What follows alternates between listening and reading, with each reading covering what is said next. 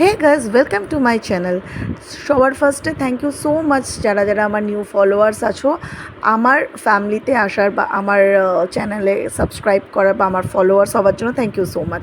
তো কালকে ছিল মঙ্গলবার, পিউকে যখন স্কুলে দিতে গেছি, দিয়ে আসার সময় মানে দিতে যাওয়ার সময় প্রায় হঠাৎ করে বৃষ্টি নামে রাস্তার, আর প্রচণ্ড মানে বৃষ্টি, আর পুরো ভিজে চুপচুপে দিয়ে আস্তে আস্তে মানে পুরো ভিজে স্নান হয়ে গেছি। তো এসেই আগে তাই জন্য ঝটপট স্নানটা করে নিয়ে পুজোটা দিয়ে নিয়েছি।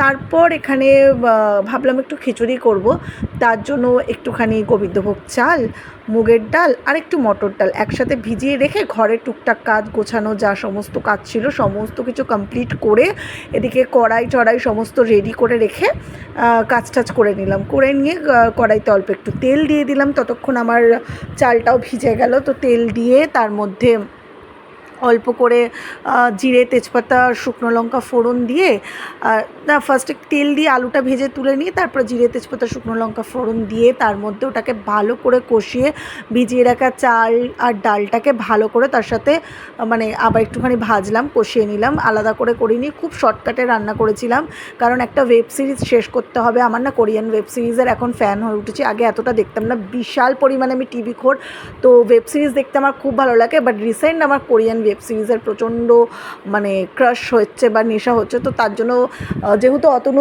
বাড়িতে নেই, ও খাবে না দুপুরবেলায়, তো আমি আর পিহুই খাবো। তো তাই জন্য ঝটপট করে খিচুড়িটা বসিয়ে দিলাম। এখানে যাই হোক মশলা দিয়ে এটাকে ভালো করে নাড়াচাড়া করে তারপরে পরিমাণ মতো জল দিয়ে তার মধ্যে আলুটা, ভেজে রাখা আলুটা দিয়ে দিলাম।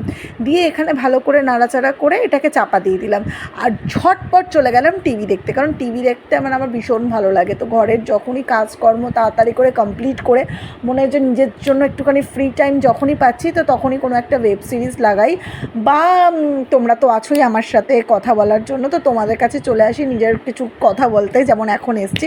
তো যাই হোক আমার ওয়েব সিরিজ আমি দেখতে স্টার্ট করে দিলাম, কিছুক্ষণ ধরে দেখলাম। দেখার পরে আমি আবার মাঝে মধ্যে একটুখানি খিচুড়িটাকে উল্টে পাল্টে দেখলাম না একটু জল লাগবে, আবার জল দিলাম, এটাকে গরম জল করে দিলাম। তো তার সাথে করে নিয়েছিলাম একটু আলু ভাজা। তো খিচুড়ি আর আলু ভাজা কম্বিনেশনটা খুব ভালো লাগে, খিচুড়ির সাথে অনেক কিছুই ভালো লাগে। আমার খিচুড়ি হচ্ছে ফেভারিট, আর তার এরকম পাতলা খিচুড়ি হলে তো কথাই নেই।